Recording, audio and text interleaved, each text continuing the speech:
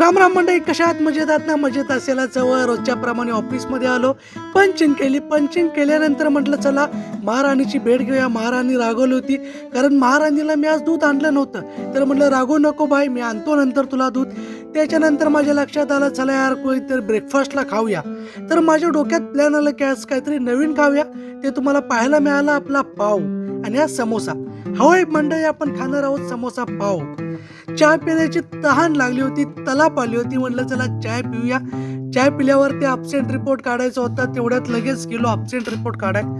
कसं आपल्याला रोजच्या रोज अब्सेंट रिपोर्ट काढावा लागतो, कारण तो आपला एक पार्ट आहे जॉबचा.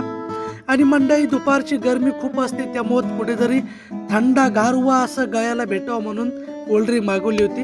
दुपारच्या जेवणामध्ये मी थोडं लाईट खावं म्हणून म्हटलं चला एक बर्गर आणि एक कोल्ड्रिंक्स पिऊया, कारण जास्त हेवी दुपारी मला जमत नाही. ऑफिस मधून घरी आलो आणि संध्याकाळी आपली ही फेस क्रीम लावण्याची वेळ झाली होती. फेस क्रीम लावतो, भेटू उद्याच्या व्हिडिओत. तोपर्यंत थँक्यू सो मच.